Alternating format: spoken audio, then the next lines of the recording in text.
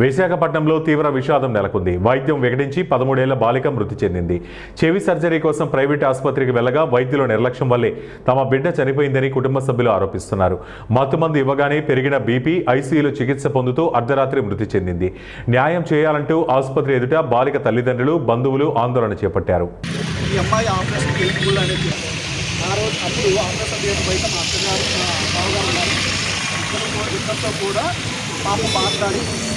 హ్యాపీగా వెళ్ళింది సార్. కానీ ఇక్కడ జరిగిన మిస్టేక్ ఎక్కడ అనేది అర్థం కావట్లేదు.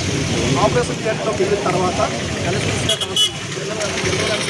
తర్వాత ఆపరేషన్ స్టార్ట్ చేసేటప్పుడు ఒకేసారి రేజ్ అయిపోయింది, సాచురేషన్ రేజ్ అయిపోయిందని ఎలక్ట్రిసిటీ డాక్టర్ అలాగే చేసి అమ్మాయి సిచ్యువేషన్ కండిషన్ బాగోలేదనేసి ఆపరేషన్ ప్లాన్ చేసింది కాస్త ఆపరేషన్ ఆపేసి ఆ అమ్మాయిని అక్కడగా ఐసీయూకి షిఫ్ట్ చేశారు. ఐసీయూకి షిఫ్ట్ చేసిన తర్వాత అట్లీస్ట్ పేరెంట్స్ కూడా ఒక సెకండ్లో జస్ట్ ఆ పేరెంట్స్ని పిలిపించి ఒక సెకండ్ పిలిపించి ఎంత ఐసీయూలో షిఫ్ట్ చేస్తారు. ఐసీయూలో ఏ డ్రామా జరిగింది